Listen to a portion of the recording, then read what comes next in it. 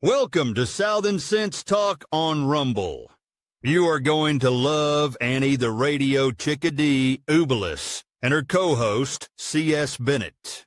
You'll find them live here on Fridays from 2:30 p.m. to 4 p.m. Eastern Date Time.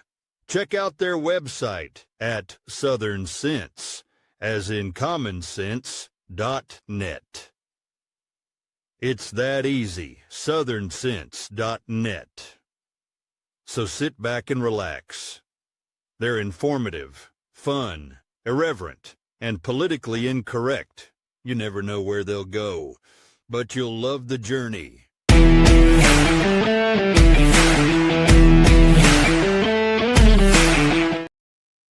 All right. Oh, good Lord. This is another way to start the show off the wrong way. Welcome to Southern Sense. Of course, I could never start a show without messing it up somewhere along the way. I'm your hostess with the least mostest, Annie the Chickadee, and you're watching Southern Sense live on Facebook, YouTube, X, Rumble, Substack, and half a dozen other places, along with my co-host is going, what are we in for now today, courtesy S. Bennett? Oh, you've got no sound, Curtis. So it's not just me, it's you too. There we go. We got you now. Oh God. Sorry guys, this is not MSNBC. We're bound to foul up the beginning from the start. Oh, again, you lost sound again, Curtis. Oh, good Lord. Well, anyway, while Curtis tries to set his audio back up, it's working 1 second not the next. There's so much going on, so much to talk about. We just had the 24th anniversary of the tragedy of 9/11, and it was followed by the assassination of Charlie Kirk, and the assassin has been caught and arrested. Charges are pending, and it takes about 3 days for Utah to do that. So we'll hear more on the other end. But we do have two fantastic guests. We've got Richard Lyons returning. He has a book out called The DNA of Democracy, and another, The Shadows of the Acropolis. And also returning is a friend of the show and a friend of yours, Curtis, retired Army Colonel Calvin Wimbash. And he's also been a candidate for Congress from the great state of Florida. So we have a lot going on here, Curtis. Curtis, no sound. No sound again. Try unplugging and unplugging your headset, because it seems like maybe your cable may be bad. We got to get you a new headset. Maybe for your birthday. Nope, no sound still, Curtis. But anyway, one of the things I wanted to do because of the anniversary of 9/11, it was exactly, oh, good Lord, 15 years ago today that I held a Tea Party rally in my county, which is Beaufort County here in South Carolina. And I want to play you a shortened clip of what I wrote, because as I was doing this or editing the clip, then the word of what happened with Charlie Kirk had come over the air. And I thought in many ways, some of the points I made was poignant, because I was trying to make the point, the same thing Charlie has. We can have a disagreement, but we can also have a discussion, and a civil one.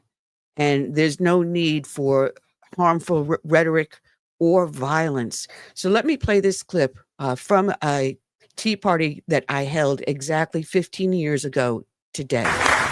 Thank you very much for those good words. And now at this point, I'd like to bring up Annie Ubelis, please, to start. Give us an introduction to our speakers this afternoon. Please give a warm Southern welcome to Annie Ubelis.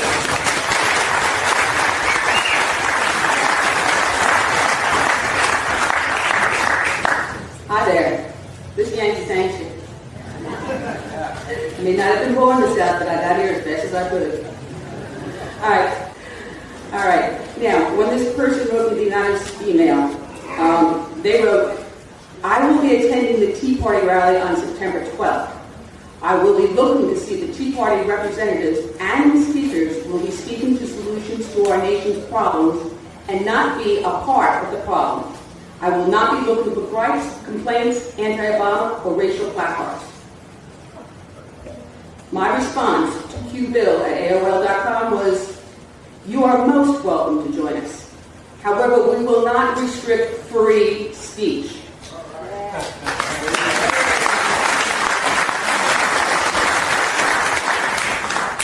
It is not the responsibility of those who are part of the Tea Party movement to create solutions.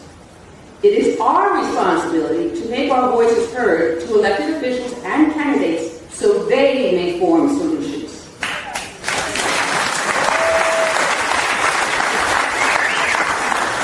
It is our responsibility to seek out individuals who can lead us out of the quagmire both parties led us into and support them in their efforts.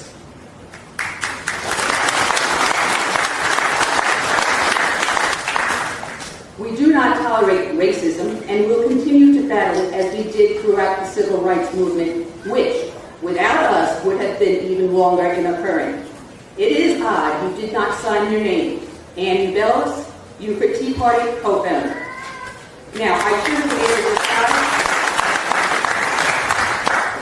have added a side to Q Bill, because he wrote that we will not be apart.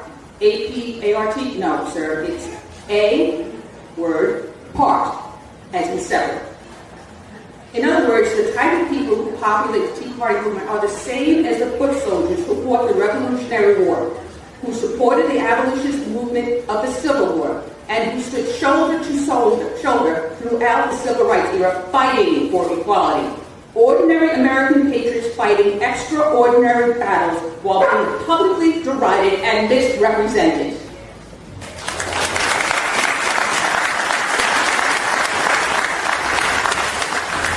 We seek out capable people and honest people who support the foundation of this nation, the Declaration of Independence, and the Constitution. It is our duty and responsibility to find leaders with wisdom, courage, and common sense to formulate solutions and implement them. We seek out organizations that espouse Tea Party principles to help form solutions and support these leaders, such as the Cato Institute and the Heritage Foundation.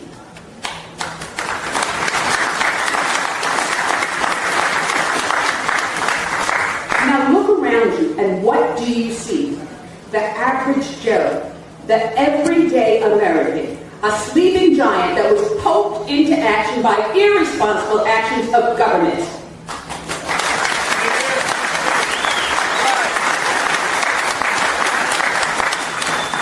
We hold these truths to be self-evident, that all men are created equal, that they are endowed by their Creator with certain unalienable rights, that among these are life, liberty, and the pursuit of happiness.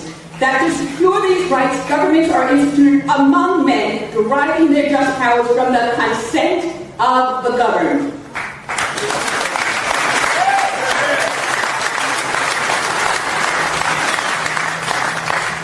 Our forefathers knew the extent and limits of our tolerance when pushed to a certain point. That we, the people, would move to action. They also knew that those of us that have the ability to take action have the absolute responsibility to act. It was President Andrew Jackson who said, "One man with courage makes a majority." Well, we are the majority and silent no longer.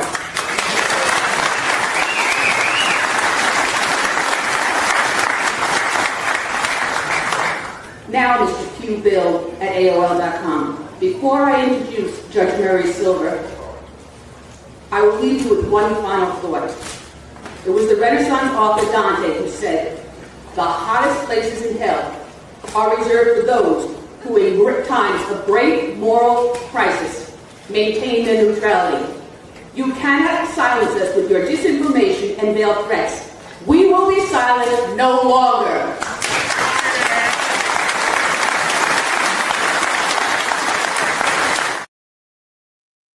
All right. That was actually 15 years ago today that I made that speech.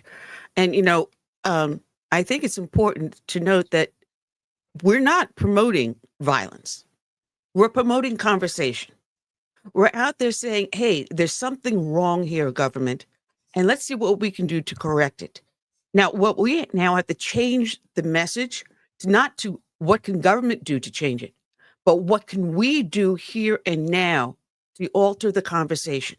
We don't want the conversation to stop, but we want to find a new path in which we can have that conversation without the violence and the vitriol.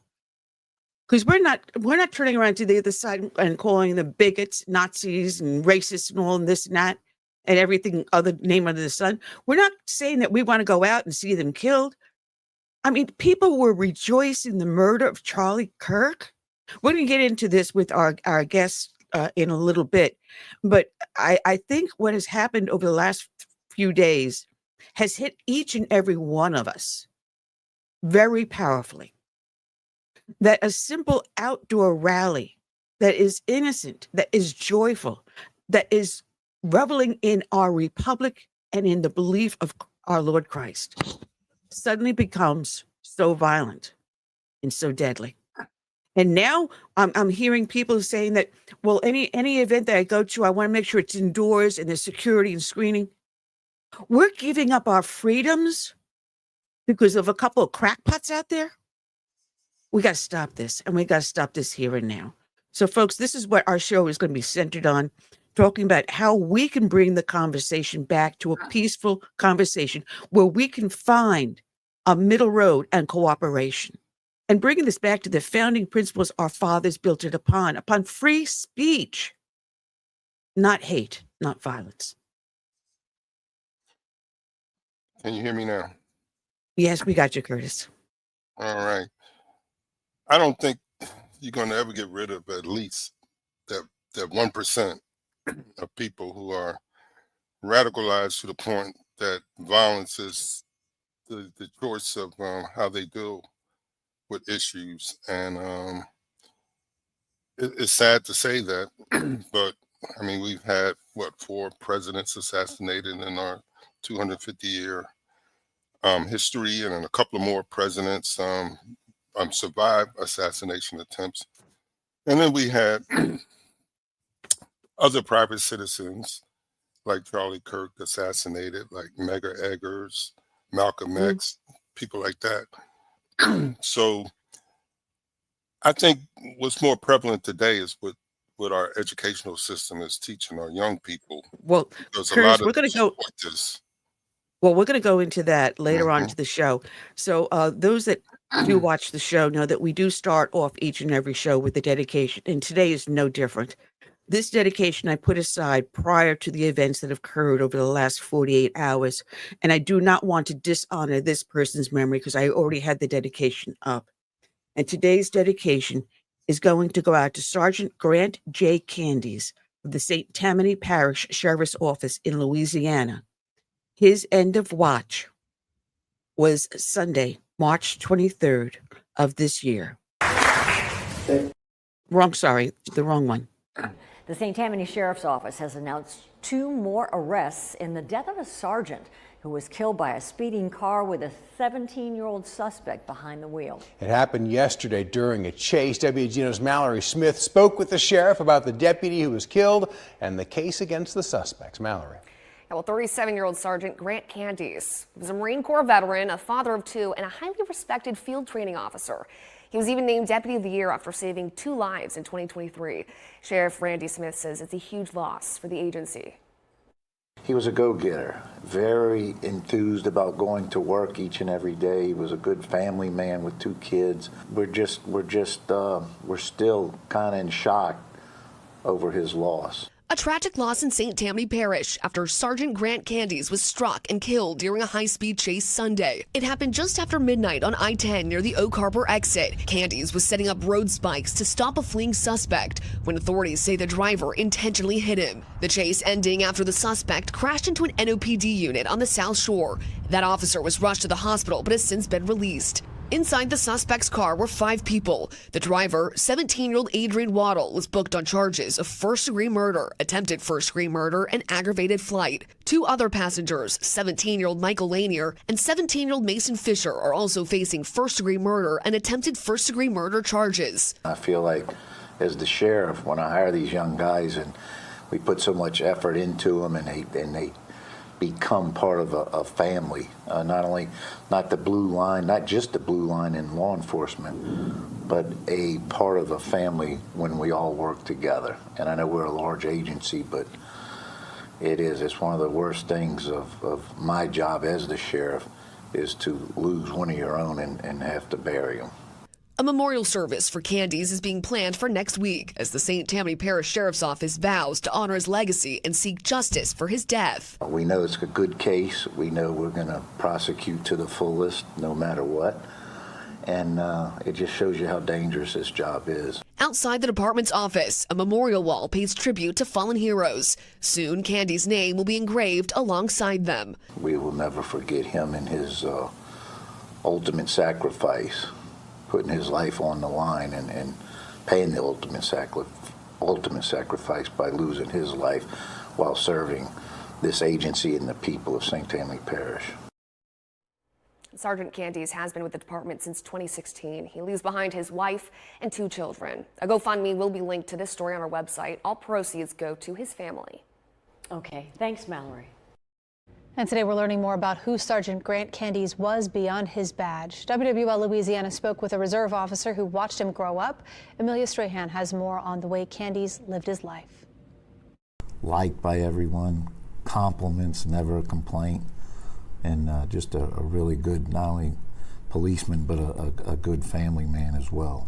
A Marine Corps veteran, Officer of the Year, devoted father of 2, husband and friend. These are just a few of the ways St. Tammany Parish Sheriff Randy Smith remembers Sergeant Grant Candies. He was very involved in working, doing what was right. The 37-year-old was killed early Sunday morning while attempting to stop an accused reckless driver during a high-speed chase. We're very distraught over losing the life of Deputy Candies. But his legacy of protecting others started decades before he would put on a uniform. Grant was one of those kids, you know, he was always had that leadership ability. Integrity is a good word. In the 90s, Officer Burley McCarter led a youth law enforcement program in St. Charles Parish. And at just 14 years old, something about Candies immediately stood out. He was one that very quickly we put him in charge of something, and he took it and ran with it. From becoming a father to becoming a sergeant, his success never came as a surprise to McCarter. Even though I wasn't talking to him at the time,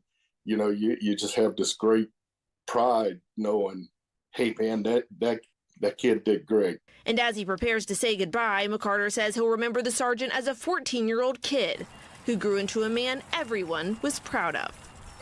I was mostly proud of the family person and the man that I know he became. I know that was a big thing with his parents, that they would be very proud of that. Amelia Strahan, WWL, Louisiana. Candies' family told WWL Louisiana that he was, quote, a devoted husband, loving father, and a cherished son. They asked for privacy while they grieve his loss. Live in St. Tammany Parish, let's go back to Randy Russo. Yeah, and you know, just to kind of give you a perspective here, I was just speaking with a member of the St. Tammany Parish government who says that they've never seen this parking lot as full as it is today, with so many other brothers and sisters in blue, police departments from across the state coming here to show their support, along with family, loved ones, friends who Sergeant Grant Candies really grew up with.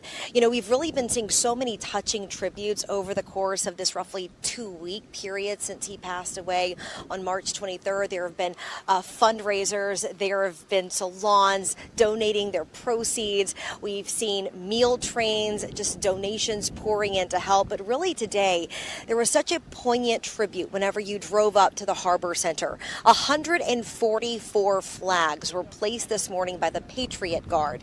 This is a group that dedicates itself to serving those who have served us in the line of duty, giving us the ultimate sacrifice, their lives in the line of duty. Their American flags, there's the Marine Corps flag, the POW flag, again, 144 that were all placed out there early this morning.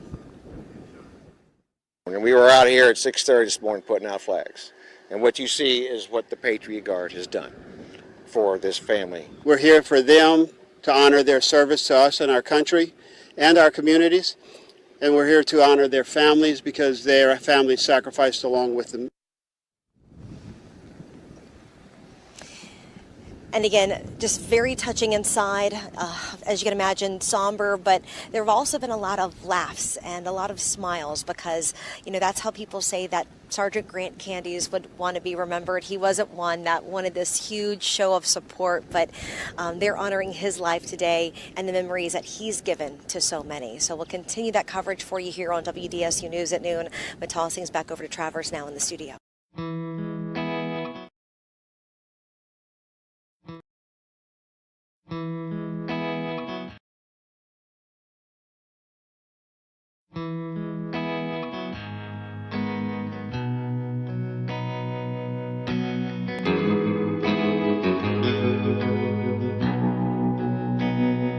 Let it be said, when we finish this race, we kept them free, we led with grace. Let it be seen,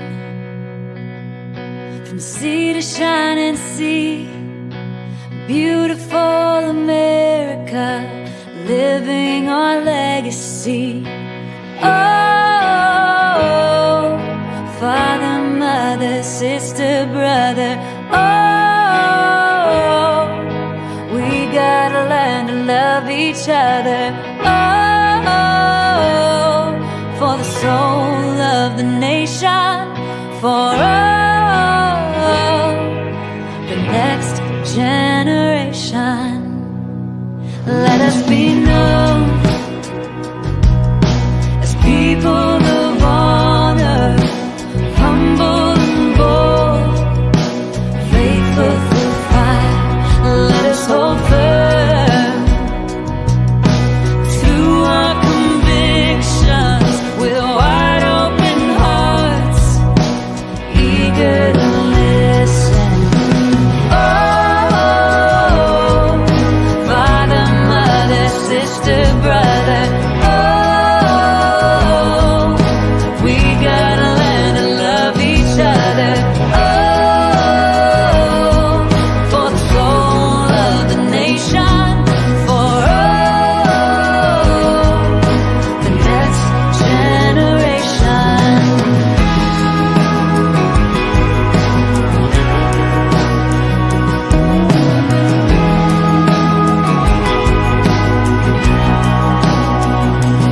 Let us make room. Let us reimagine, welcoming voices with true compassion. Let's craft a world with hopes and dreams, challenges known and those still unseen. Oh, Father, Mother, Sister, Brother, oh, we gotta learn to love each other. Oh, for the soul of the nation, for the next generation.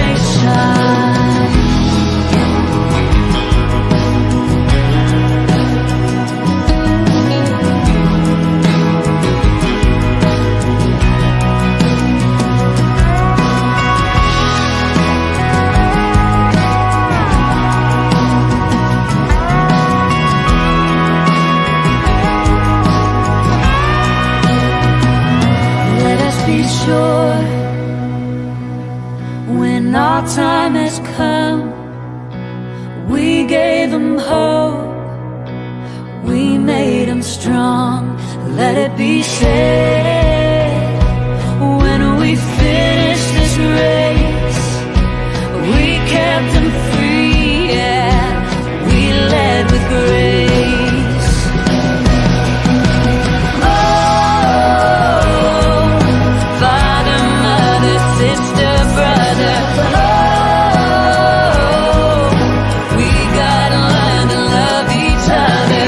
Oh, for the soul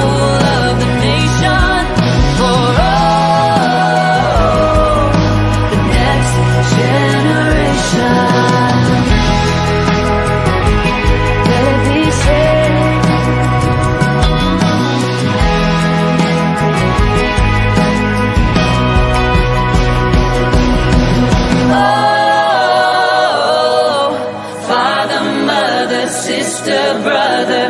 Oh, we gotta learn to love each other. Oh, for the soul of the nation, for the next generation.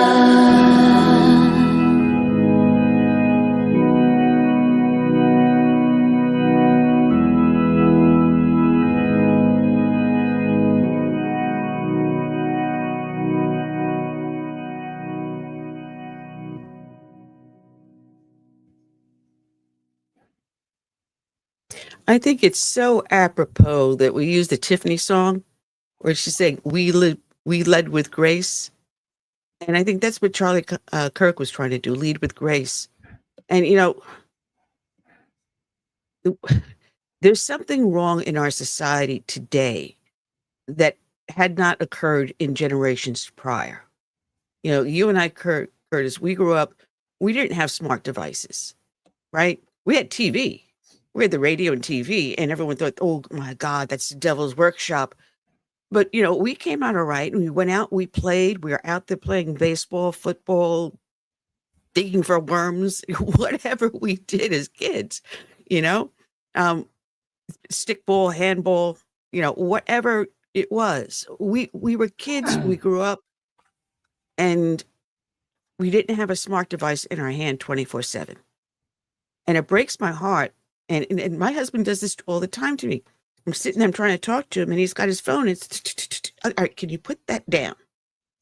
Or if I'm trying to watch something on TV, he's got his Facebook or whatever. No. Come on. If you want to watch something with me, sit here and watch, and we'll talk about it while we're watching it. But, put this damn smart device down. And everyone's so, I think, enmeshed in these social networks today that they're not growing up the way we did with human interaction. I mean, we grew up with kids, and there were kids that you didn't like very much. All right, fine. So what? You managed to either avoid them or you turn around and say, hey, you're not going to bully me or something. You found a way to work it out, though. You had a neighbor you may not agree with, on their politics, but when it came to picnic time, you invited them over. That's missing in today's society, isn't it? It is, and there's another aspect to this video generation. Columbine. Remember how they were shooting kids as they came out after they set the alarm? These guys, they were almost proficient as any sniper that was trained.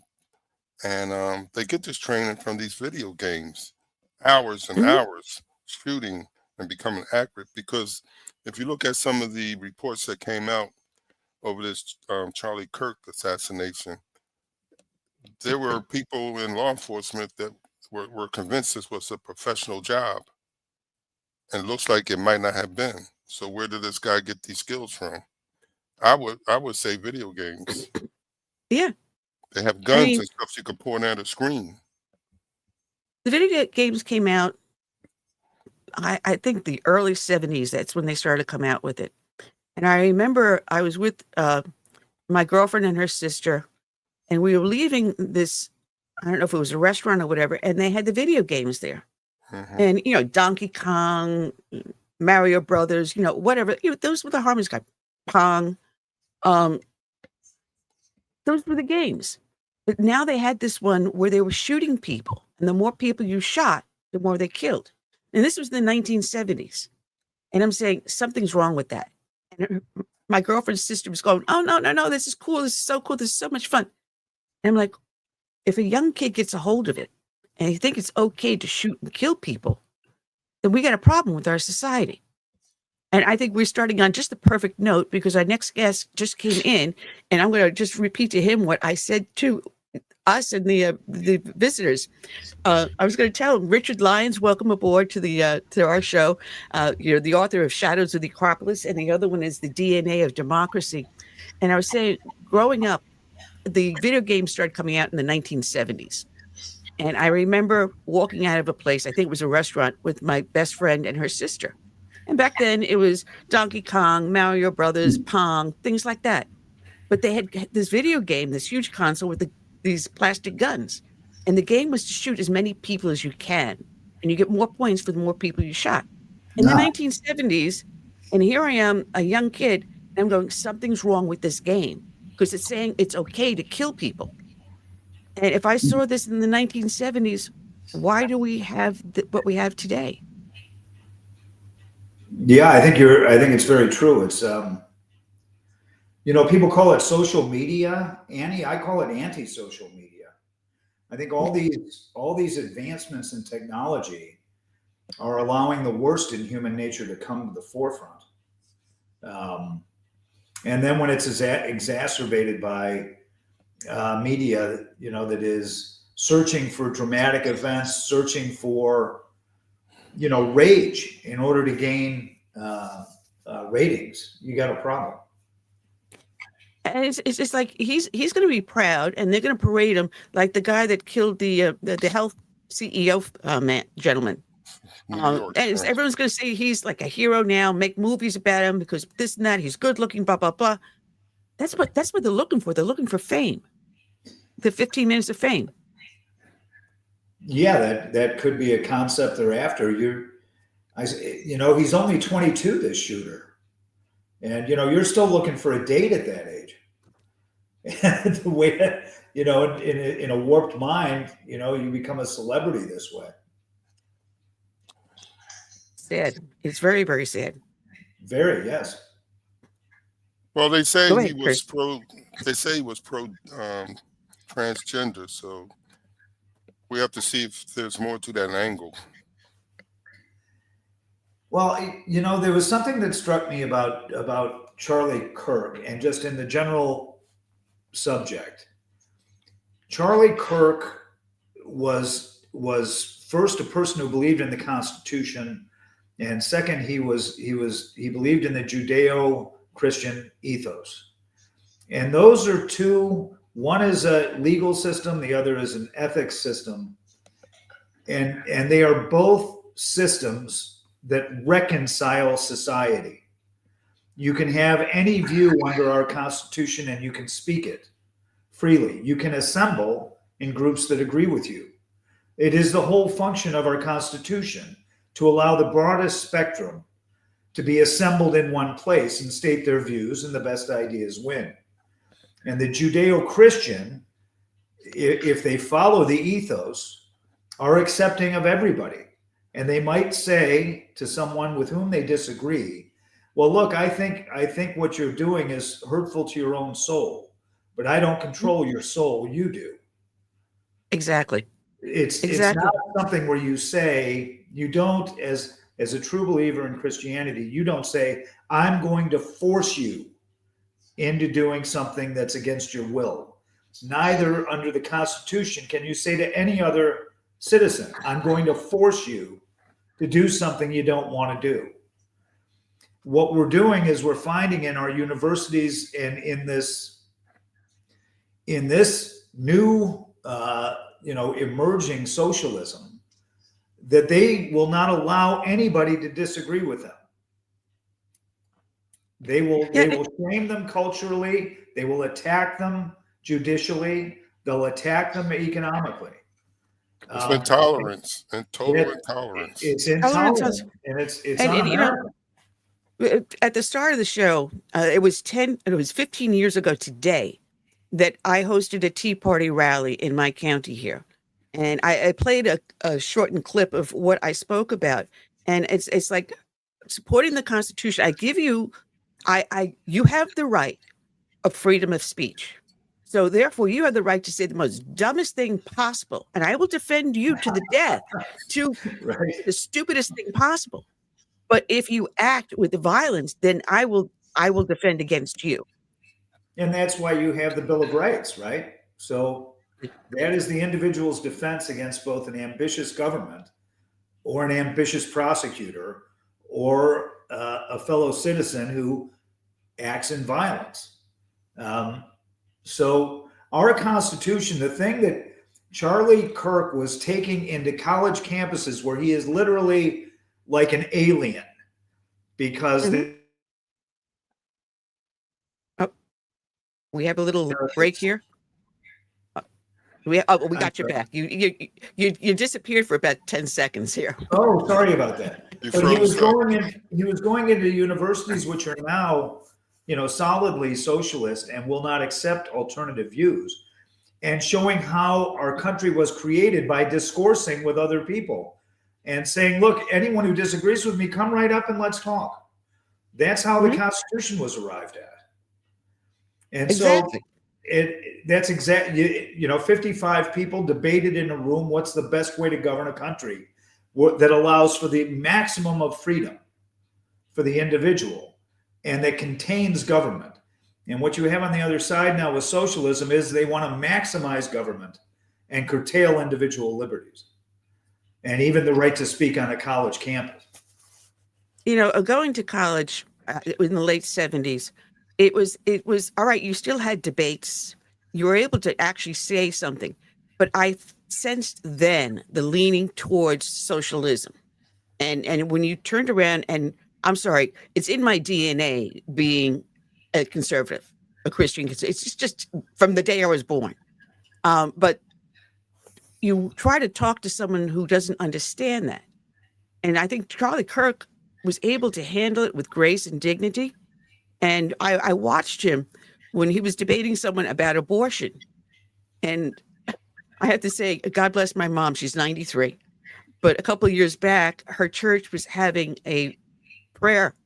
They stood on a street corner praying for, stopping abortion. And I had made up a T-shirt that said, I thank God my mom chose life.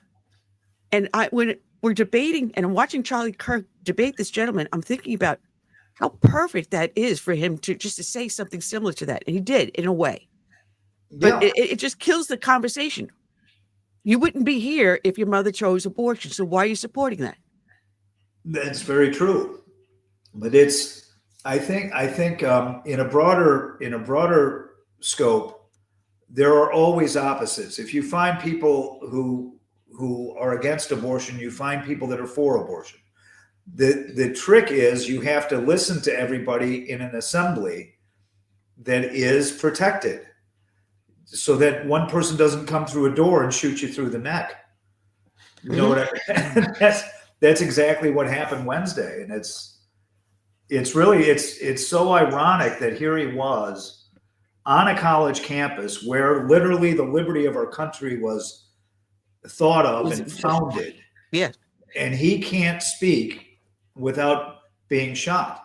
And he's speaking about the Constitution that allows freedom of speech. Well, I don't think it helps. I don't think it helps that the left is good at demonizing our side and the people that speak on our behalf, because you have some people out there who are influenced by what they hear. And if, we're the devil and we're Satan and we're Hitler, some of these warped minds may feel that they're appointed duty to take us out, to save the world.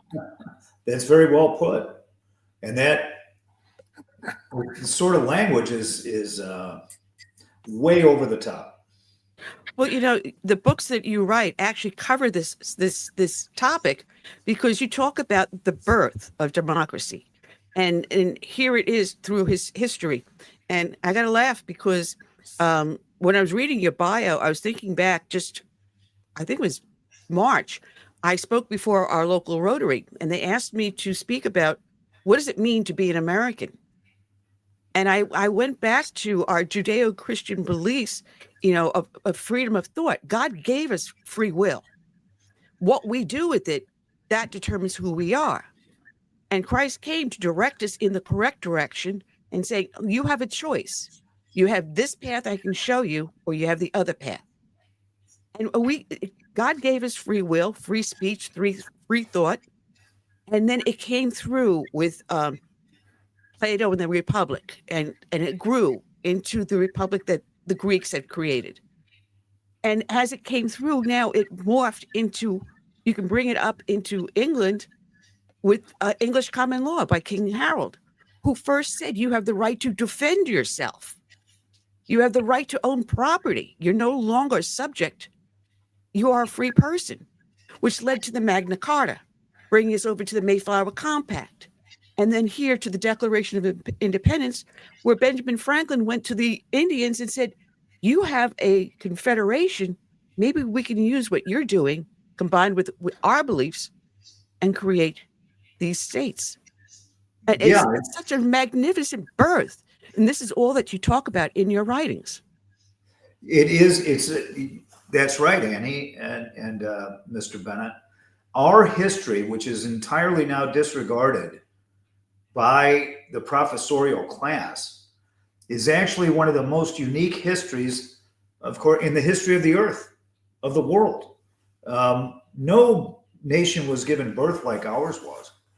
And with so many different influences from going back to the Israelites and Greece and Rome. And then I'm glad you mentioned the Native Americans, the Iroquois League, they believed that the individual should have maximum freedom allowable under their law. And it's part of the sad history of that people. They did two things. They helped us. The Iroquois Confederation was the basis for our Articles of Confederation, which tied the colonies together to fight England. Right? That was the strong bond that helped us win the war. The founders recognized it wasn't a strong enough bond to hold 13 new states together. So we had to create a constitution, a federalist society, which created a republic. Sadly, for the Iroquois League and Indians right across the continent who shared the same belief in the individual so strongly that they could disagree with each other and leave on the battlefield, and that was okay, right? The ties that bound them were too loose, but they taught us how to bind ourselves under law, under a confederation that became the Union.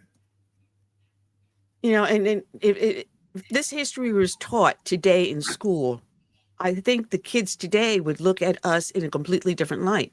But we're getting them when they're we're allowing our school system to get them when they're very young, when they need to have more attention by their parents and more instruction on moral ethics as well as the founding of our nation, and understand that. But instead, we shove them into school. We have no control over the curriculum, and now they're being taught to depend upon these teachers and not their parents or family members.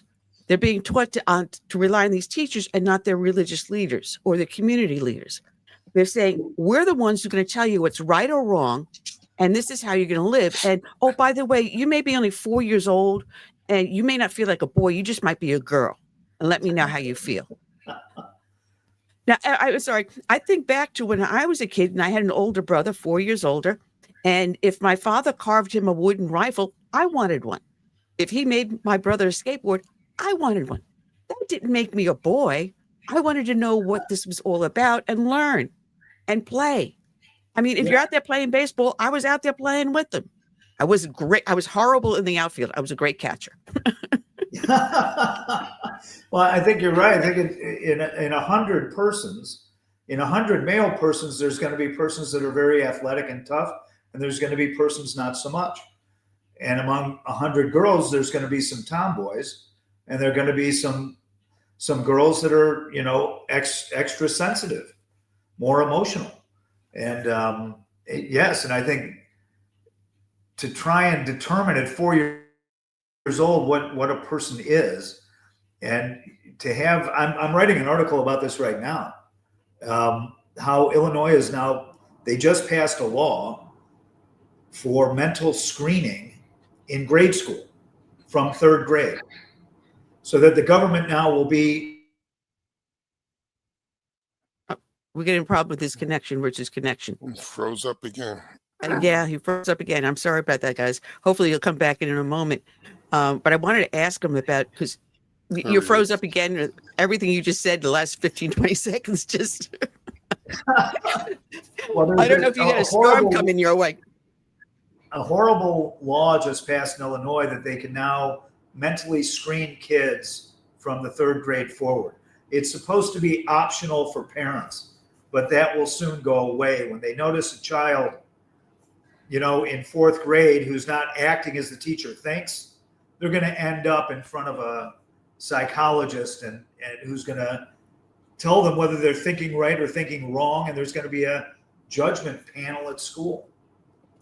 That's very scary, because if you think about it, in today's society, there are certain jobs you need that they're going to have to ask you if you ever had a mental screening. So something you may have done when you were 8 years old and may not completely understand, you now may be labeled where you can't drive, can't own a car, can't go in the military, can't do this job, can't do that job. And maybe you may not be able to open bank accounts in these areas. That's very scary. I think it is. I think there's a reason in the Bill of Rights why you need a warrant to enter someone's home. And what this law is a warrant universally to enter kids' heads. Yeah, you're supposed to be secure, but it reads you should be secure in your person and your papers. And back then they didn't understand about computers, but still. So in other words, everything we do on our cell phones, our computers, whatever smart device you have, you should be secure in, and a warrant should be required in order to obtain that. But again, your person should be secure. So we shouldn't be forced to be vaccinated. We shouldn't be forced to be mentally screened. But this is what our government's doing. They're violating the Constitution. One half of the government is. It's all to do with the rise, and you can tell me, Mr. Bennett or Annie, whether you think I'm right or wrong, but this began with socialism in our country, starting back with Woodrow Wilson. It's been growing slowly for 100 years. And they took over the schools. They took over the colleges. Yeah. And they took over the school system. They started under LBJ when the funding for all the schools started coming out of Washington, and it funded the unions. And the unions now have more power over your children than a parent does. It is scary. It is scary. I got to apologize. Every time I move my cursor over the screen, it shrinks my camera. I haven't figured out how to stop that yet.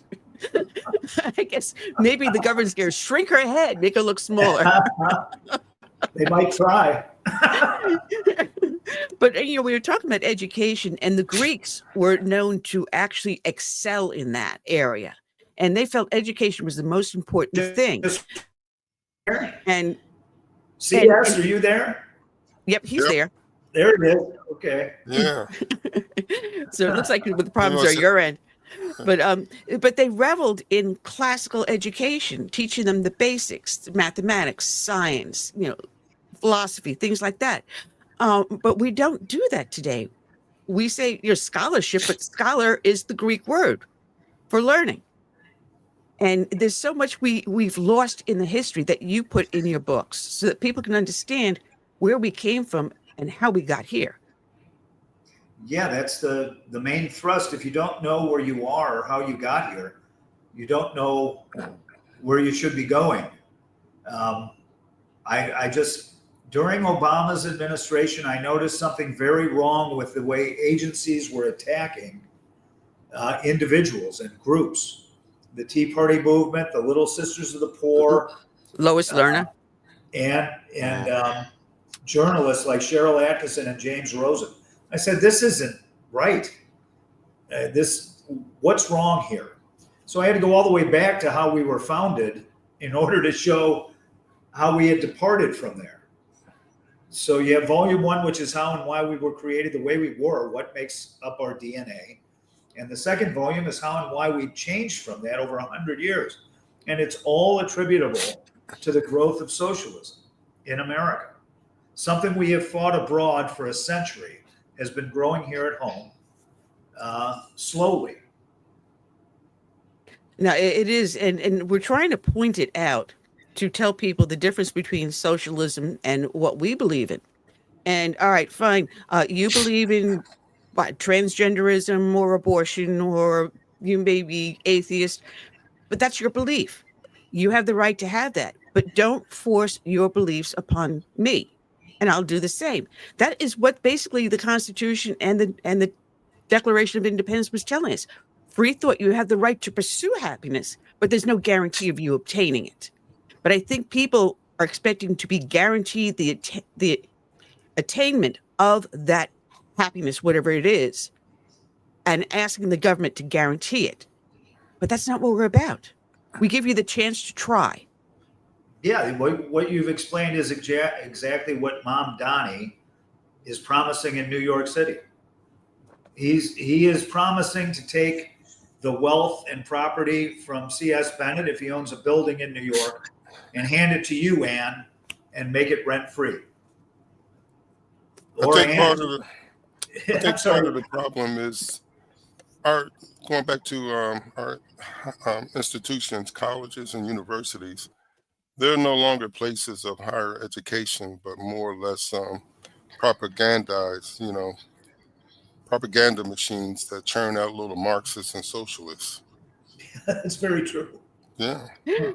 Well, you mentioned Mondami, but Gavin Newsom, or as I call him, Gruesome, Gavin Newsom, who I call Gruesome Newsom, is doing a land grab. And he's doing this is a racial equity code for discriminating against farmers. So he wants to take all the farmland away from the white and give it to non-white. And we have here on both sides, California and New York, prime examples of socialism.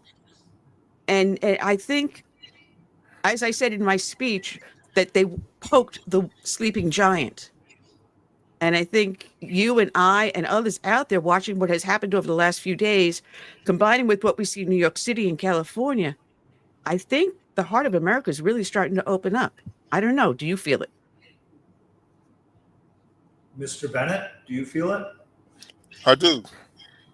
I think, I wish we have Donald Trump who wants to go into Chicago, go into LA, straighten out Gavin Newsom. I take another view of that. I think there ought to be more federalism. I think California and New York ought to be allowed to become as bad as they want to be because they're voting for it, right? I think we ought to cease sharing federal money between states and let states succeed or fall on their own. And then you'd see and that was part of what the founders envisioned. Each state will be a laboratory that other states can judge. And the policies of one state that are good and virtuous will extend to other states by vote. But what you're seeing in New York, I would like to see Mom Donnie get elected and see what a failure socialism will be when there's no food on a grocery store shelf. Because that's socialism. So we should be able to view that. But what will happen is he'll get into power. Then the federal government will have to supply New York with the funding to make the poor, to make socialism palatable in New York. It'll get federal funding. Hopefully not. We'll see. Well, from what I can remember, when Trump was in office the last time, he was trying to keep from bailing out New York and California. But once Biden got back in there, he helped them out. Yeah, I'd like to see them suffer the consequences of their choices. Yeah. You voted the bums in, now you got to vote the bums out. That's some old-fashioned language there, Ann. Well, we had Lindsey Graham was campaigning over here one time, and I was speaking just before he got up on stage, and it was I called it a ballot box revolution. And this is what brought Trump in. It was a ballot box revolution. The same thing with Ronald Reagan was a ballot box revolution. So when we talk about a revolution, it's at the ballot box. And if you didn't like what you voted for, well, your state has some form of way of recalling that person if you have the courage to do it. I mean, the stuff is in place there. And thank you, our founding fathers, putting that there. That's so why what we have to do is, and you're correctly right, if these things go through with Gruesome Newsom and the communist Mondami, the government should say, hey, listen, you guys put yourself in that position. We can't bail you out. We can't do this. Go broke. What you're doing, we feel, is not within the guidelines of the law and the Constitution. And if you think you're wrong, sue us, which they're going to do anyway, right? And that's what the Supreme Court is for. So, the pieces are in place. It's up to us now. Like I said, the sleeping giant is starting to awaken. And the Tea Party movement started long before was it 2009 is when we started. But before that, I think Ronald Reagan put the pieces in place. And I think people are leaning more towards Reagan-esque than Trump-esque. So let's see what happens. Yeah, I really think, and I made it a cause of my work, just to educate. If people were educated on just the difference between socialism and our form of the government, the way it was founded, if they understood the difference and why there is federalism, separation of powers between branches, why the states are independent to a degree, they would understand, wow, this mechanism is fantastic. It makes sure that nobody can dominate government and tell you what to do. But that's not what they're being taught, unfortunately. That's not, no. They're being taught to hate their own country. And I can't even describe how awful that is. This country has sacrificed so much for the right causes. And I mean, look at 9/12. There were some people who said we deserved it for, buttoning everybody's business around the world. Yeah, I remember that. Well, there's always detractors, but doesn't it seem, you two, that we're always fighting the media? The media always takes the mantle of opposition. You couldn't, if the Chinese ran the New York Times, I don't know that they'd run it any differently than the way it's run now. You mean they're not? Well, maybe they are. TikTok. Maybe they are. Excuse me. But, it's funny because when it came to the media, I harkened back to the Vietnam War days, and Walter Cronkite was the icon.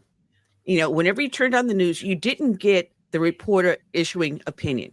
You got the simple, blatant facts. And then you make your own opinion. They just laid it before you, and then you decide what to do with it. That changed one night when Walter Cronkite came on and said he opposed the Vietnam War. And once he did that, the floodgates opened. Because everyone goes, oh, you don't do opinion on the news. But suddenly, because it was Walter Cronkite who did it. Yeah. And that's the day I said media died. Wasn't that right after the Tet Offensive? Or exactly, yeah. Yeah. Or is it My Lai? Or was that the My Lai massacre? No, I think it was the Tet Offensive.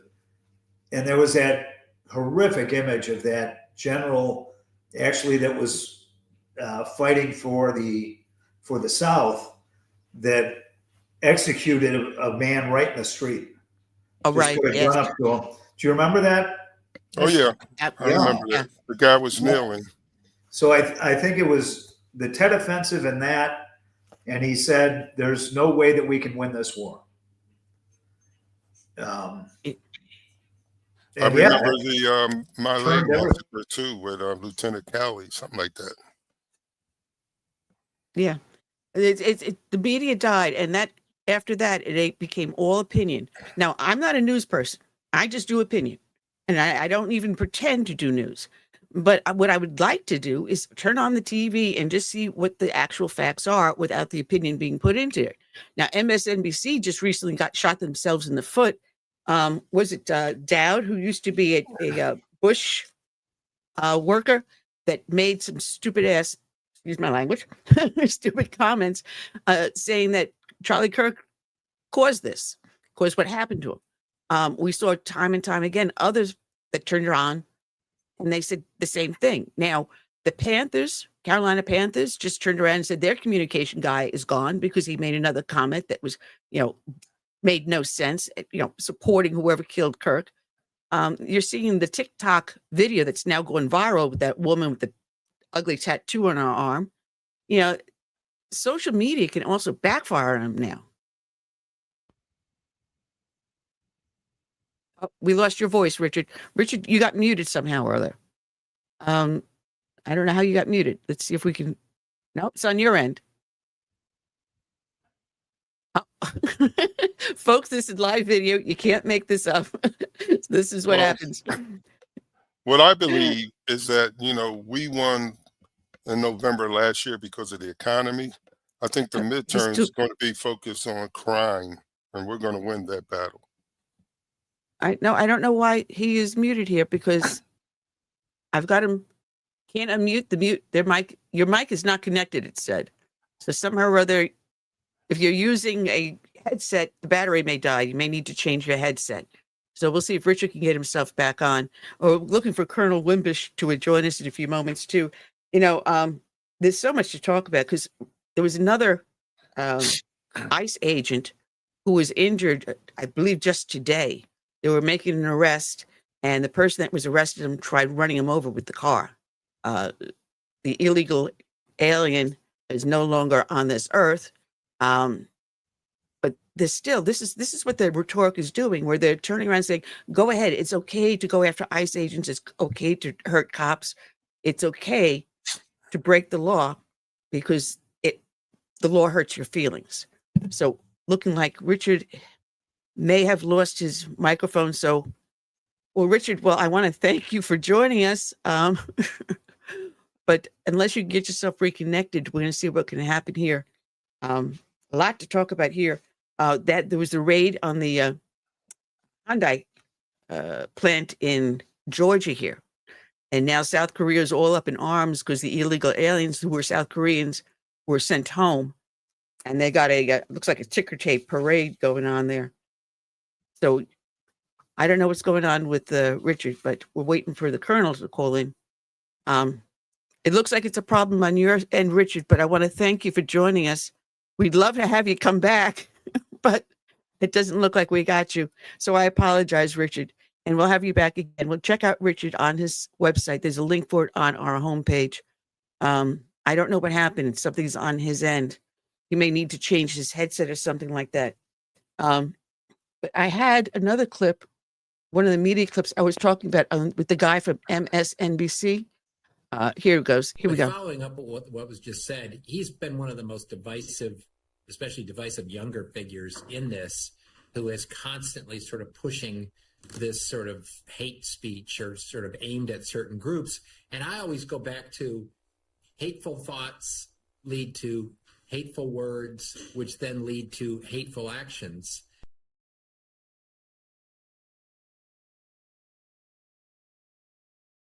See, there we go. Hateful thoughts, lead to hateful actions. I'm sorry.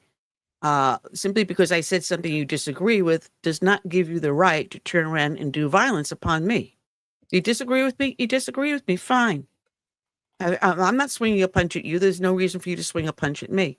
Well, I doubt if he ever listened to Charlie Kirk. Rush Limbaugh used to say, there are a lot of people who said bad things about his show that never listened to the show. No. I mean, I had a bunch of notes all underlined and everything to talk about, and unfortunately, I got my papers all messed up. But, Curtis, you are sure that Colonel Wimbash will be with us? Well, he gets off at the half hour, 3:30, so it's probably going to take him a few minutes to call in. Okay. All right. Well, this was up on the Washington Examiner, and they were breaking down some of the stuff that was going on.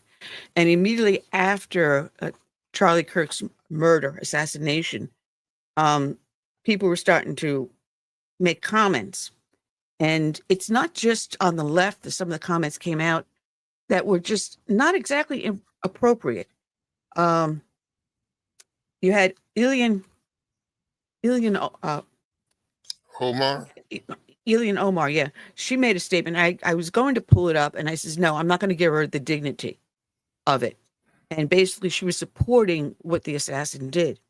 But on the other side, on the Republican side, a Republican strategist, Ford O'Connell, said he hoped Kirk's death could be a turning point. All right.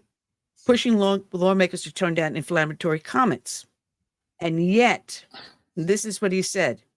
He said, I'm not all that optimistic that we are. What happened to Charlie is wildly unacceptable. That can't happen again, and sadly, it probably will. He was echoing some of the other political aides, and they said they don't expect political violence to tone down in the future. You know, that's not how things should be going. It looks like we got Richard back. Richard, are you back with us? Well, let's see. Can you hear me? We got loud and clear. We got you. It was your good thoughts that brought me back. Well, I was saying that some of the rhetoric, the bad rhetoric was not just on the side of the socialists. I'm looking at some of the things that even Republicans have said in the aftermath. Instead of saying, hey, listen, it's unacceptable to meet speech with violence. And yet they're saying, well, it's probably not going to end up and it's probably going to happen again. No. You just say it should not happen again. We're going to work to stop it. And I'm listening to some of the things that they said. Another staffer who worked in Trump's first administration suggested that violence had a supernatural element to it. Well, maybe there's some truth to that. Because this is a battle of good versus evil. Oh. But by placing in that term, aren't they then heating up the rhetoric? I would say yes, and I would say that that's just what the left would want. They want to provoke reaction. And so the violence can escalate from both sides. Now, what I see that's going to, I don't know, it's got to happen when we go to these institutions or areas where, we're facing a hostile crowd. Not everybody there was hostile, but you do have institutions that are pretty much liberal and progressive, socialist, whatever. We have to use the technology that we have. I mean, we just saw what happened to Trump. A guy was about 250 yards away. People, the first question they asked, where were the drones? Yeah. Now, drones aren't expensive. So I heard that he had a security team, and plus you had police there, campus police. Why don't they have any drones to fly over, like eyes in the skies, as we say in the military, to check the rooftops and stuff? Because he is controversial in the eyes of some people, Charlie Kirk. That could have been probably prevented if we had a drone up or two drones. Well, Oh, he froze up. All right. Yeah, Richard froze up again. But that would Well, be from a actually law enforcement side, what do you think of that, Yeah. Annie? It depends upon This is the world we live in today. well, the assets depends upon what the assets that the law enforcement had or could afford to do. Well, like I And said, drones they are not expensive. Some of them I see them in stores for like $50. It's a curious question, but again, what assets did the law enforcement have in place? What was on their budget? Again, what was on the budget for Charlie Kirk's security? Yeah. But it Well, would I be think something that's that important, though. it would be something to see if they could institute in any future cases. But And that's when what you're I'm talking about going forward. But we think that we're out there, we're having free speech. We're not thinking about someone physically attacking us because we're have not an to, elected though. official. You're not the president of the United States, but you don't think that you're going to be in that part of a harm's way. Like I stood before crowds many times speaking. The last thing is on my mind is someone's going to physically attack me. I mean, you've done public speaking, Richard. Has that ever occurred to you? no. No, it hasn't. But I guess in this day and age, this is what, sadly enough, we have half the country to whom violence might be the last thing they'd resort to, and half that thinks it's a method of advancing what they want to do. Their agenda. And I heard a crazy statistic that you both will find alarming, that when they interviewed students of college age, 1 in 3 of them said that violence was a means to an end if they're not getting their way politically. And I heard that stat, and I was just very alarmed. That's 33.33%. You know, it's crazy because the other is that college age students, 56% of them believe socialism is the correct, not an alternative, the correct alternative to government. You know, it's funny because a former staffer who worked under Trump's first administration had suggested that violence had a I told you about supernatural element, and they said publicly, personally, as a believer in Jesus Christ, this is a demonic spiritual warfare. We've been in it for some times, but like this is the darkest it has felt in a long time. You know, basically saying we're at a physical war. So, you know, instead of saying, you know, we're going to, like Christ tells us to forgive, you know, and to take it and help, you're going to go and say it's time to put on armor and fight. That's the rhetoric on our side coming across. And so it's bad on both sides at this point. We got to find out, how do we control this without limiting free speech? And I think Richard froze again. He is having a hand on his end. So, CS, what do you think? How do we control it without limiting free speech? It's hard to say because, you know, when I speak, most of the time I'm speaking to the choir. You know, I'm inside a building. But when you're outdoors and you're on a campus, and that campus is basically, I would say, 80 to 90% liberal. If you're going to have a security force, you have to be imaginative. You know, if it was going to be safe, you would need a security force. But like I said, aside from that point of it, we have to, you know, put prayer back in the schools. We have to start teaching civics again in our schools, so people don't, you know, become propagandized with you know, hate for their country and saying we're the cause of all the problems in the world. I think it has to start when the child is very young. Patriotism, things like that. Yeah. And then we don't force people to join our military today, but most military people are patriotic. Well, actually, before Trump took office, once he was elected, the numbers of military that enlisted just blew it right off the lid.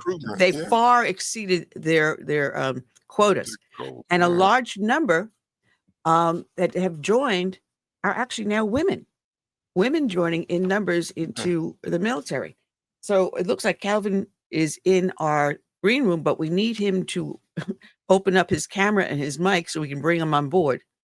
So I don't know, Curtis, if you text him and let him know that he needs to activate his camera and microphone, and tell him that we'll be glad to have him come on board. The squad Ilhan Omar I was talking about went on a cruel rant about murdering the conservative activist Charlie Kirk, and she stated, there are a lot of people who are talking about him, and I got to mute you on for a little bit. A lot of people who are talking about him, meaning Kirk, just wanted to have a civil debate.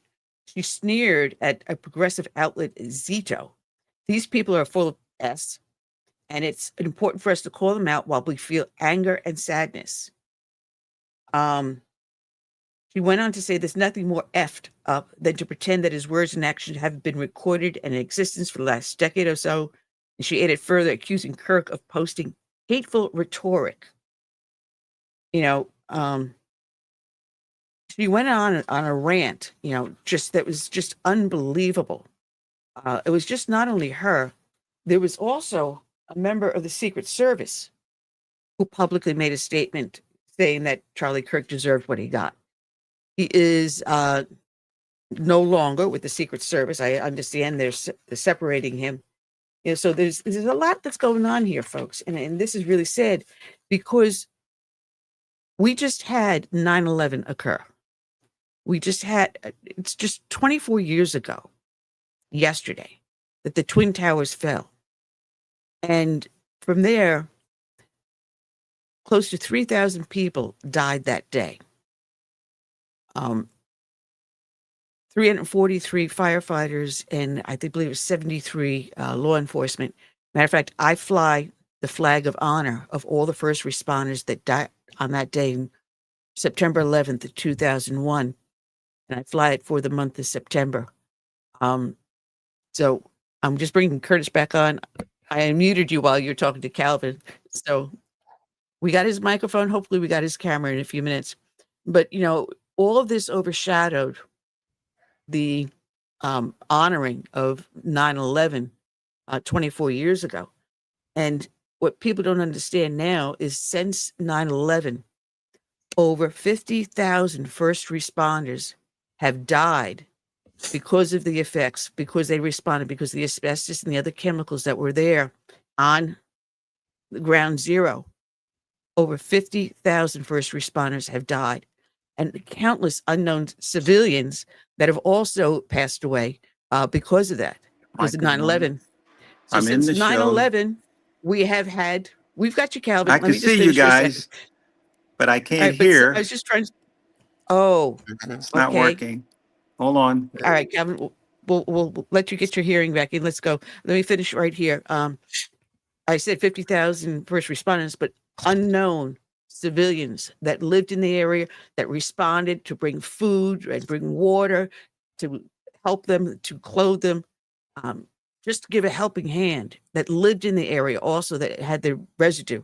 So I'm estimating by the time all is said and done, over 500,000 people would have died because of the effects of 9/11. Let's try Ready. Calvin one more time. All right, you're ready, Okay. Calvin? Can you hear us? I can see you. Hello, Calvin. Hello, can you hear me, CS? We got you. Yes, we Yeah. got you. But Can you you can't hear hear us? I can't hear. I'm sorry. And your audio's It's on? on. Mic's on. Yeah. Folks, this is what happens when you get let me see if Well, I can what he's at the VA, and uh-oh. I think think I accidentally dropped him. I think I accidentally dropped him. their system was dropping him, blocking him rather. So he was trying Safari or something like that. Well, he got dropped. All right. So he's trying to come back in again. Hopefully this time, folks, we'll have Calvin. And I see his fine. Gotta say, can you hear us now, I Calvin? can hear you. All right. Hey, hallelujah. Hallelujah. I feel better. All right, you got your veteran hat on. I got my 9/11 pin on. Whoops, which way is it? Bless your There we heart. go. I see it. I see it. And I see CS there, smiling as And- always, but it's a kind of a small smile. But I also got my 9/11 shirt on. Look at you. Well, God So, bless yeah. you all. I had to find myself a little corner here in the VA. The signaling was just so terrible. I apologize for being late, but to all of those listening on the air, I'm always honored to join Annie and Southern Sense. It was indeed an honor for CS to invite me to come back. Yesterday, I was a busy day of being before all of our fellow veterans here at the VA Lake Nona. We had the 9/11 remembrance, and 3 weeks ago, as I was telling CS, I got asked to come up to the top floor and we wanted to interview me about speaking. I said, on what and when? And we said, how about the 9/11 remembrance? I said, you sure you want me to speak? You probably know my reputation. And they looked at me, said with a puzzling eye, well, you have to be careful about how you say and what you say. I said, let me just say it this way. If I can't speak the truth, the whole truth, and nothing but the truth, recognizing this nation was founded upon Judeo-Christian principles, that there's one God, God made man and woman, there's nothing in between.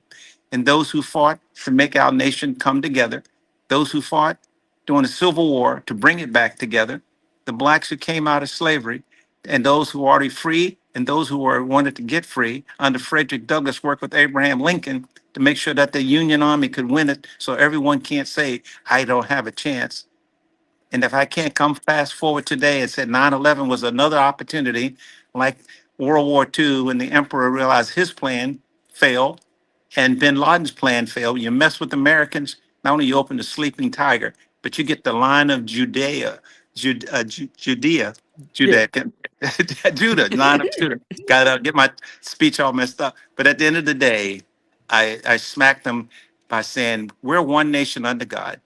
Regardless of where your ethnic origin is, your language, you're pledged by birth or naturalization to honor one flag, speak one language, which is English. That's your primary language. You come here, y pluribus union. We're, out of many one. And if you can't accept that, this is not the place for you to be. And if you can't be part of America, come see me. And you should have saw the reaction in the audience was excellent. CS I taught me how to played talk like that. I played a clip of on September 12th, 15 years ago. I had a Tea Party rally in my county, and I played the clip of my speech there. And it somewhere along the same lines that, we are one.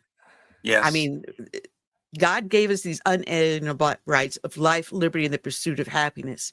And we all are created equal. We were given free speech, and our previous guest, Richard Lyons, was cracking up because I said, we have freedom of speech. So you have the freedom to say the dumbest thing possible, and I will defend you to the death. But you still have the free speech, and I have the free speech to fight back with you with words. So you can say as stupid as you want.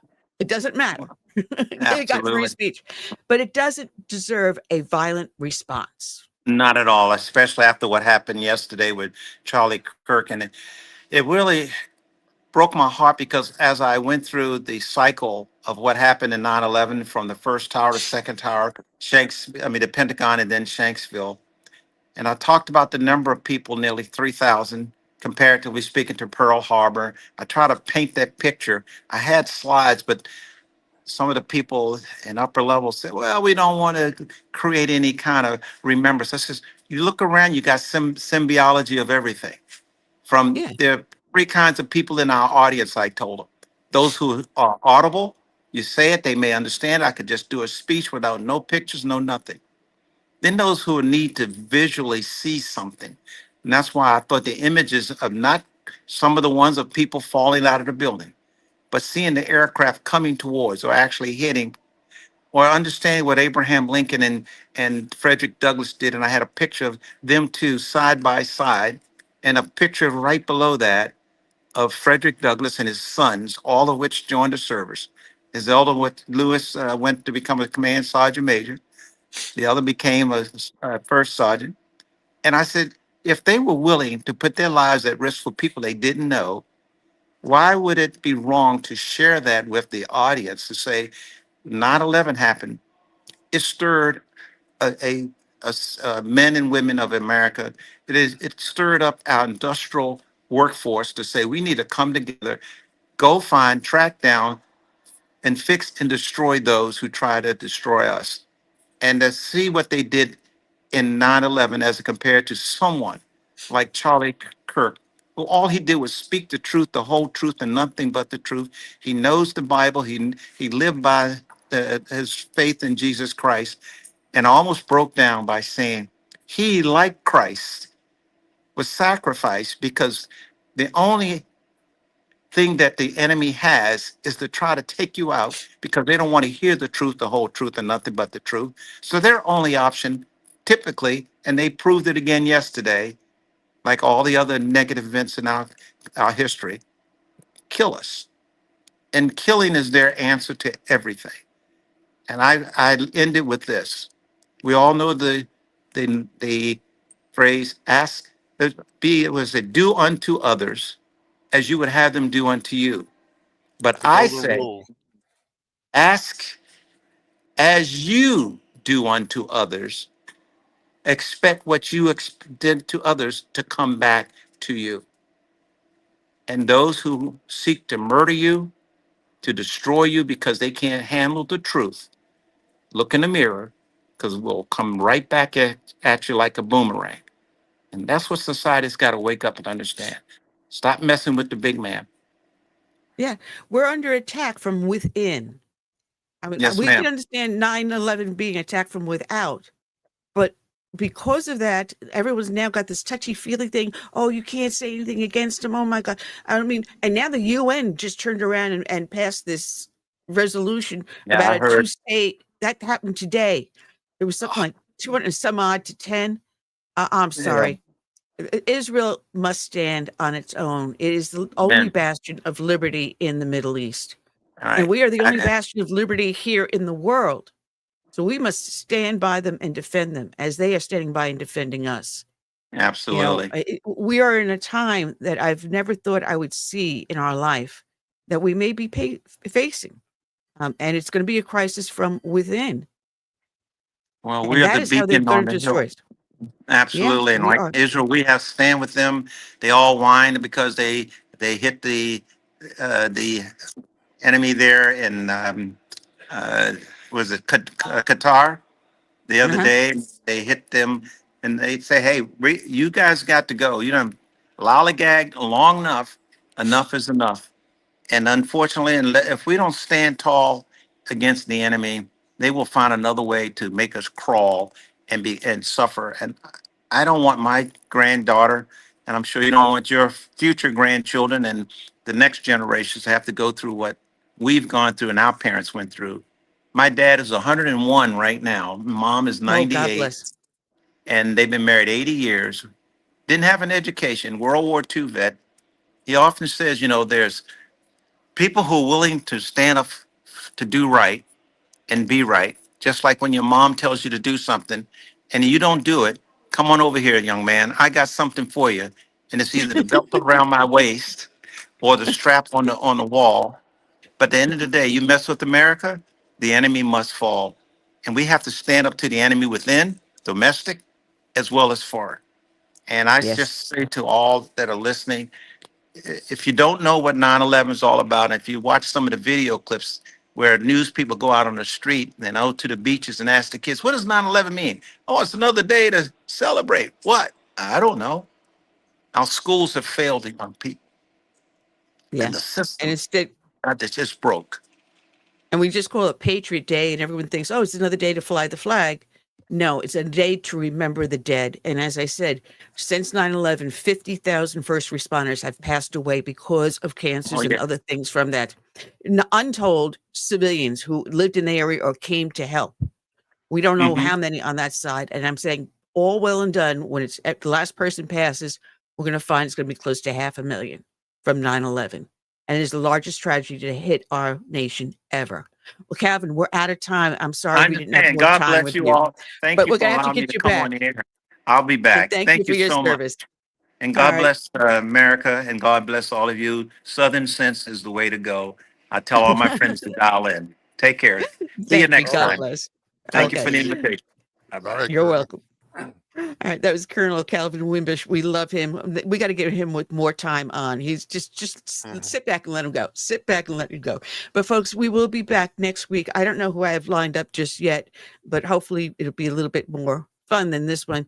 But please do not forget 9/11 and don't let other things overshadow it. Yes, Charlie Kirk's passing is very tragic, and we can tie it in now with 9/11 because it's our freedom that's being stolen by the assassination of him. Is our free speech is being taken away. We can't let that happen. As I said, we got enemies without on 9/11 from without and enemies from within. This is a nation to defend. May God bless it. May God bless each and every one of you.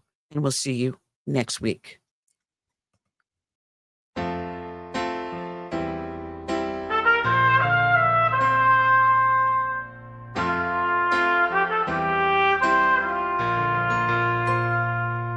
I'm praying for this land I love, America, America, the home of the free. But there are people making plans to change America. They've no respect for her or what matters most to me. That's why I stand for the flag and I kneel at the cross, mourn for the friends I have loved and lost, and I still believe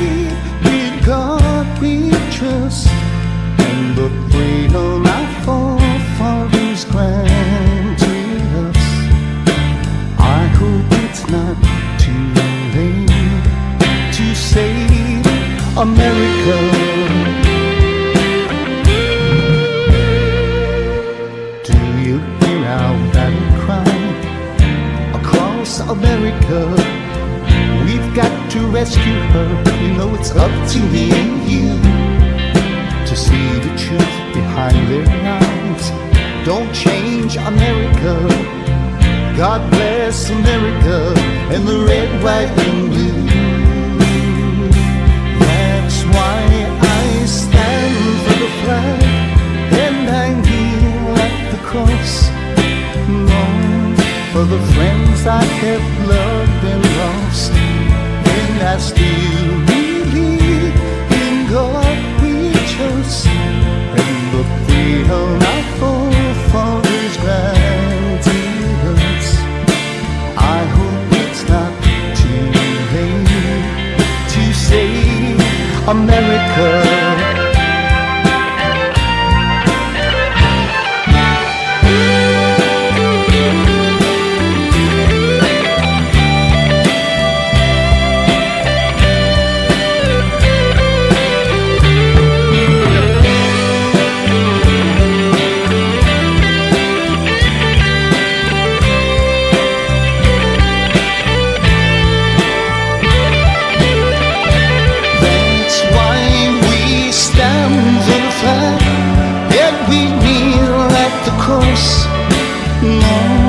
For the friends we have loved and lost, and we still believe in God we trust, in the freedom our forefathers granted us.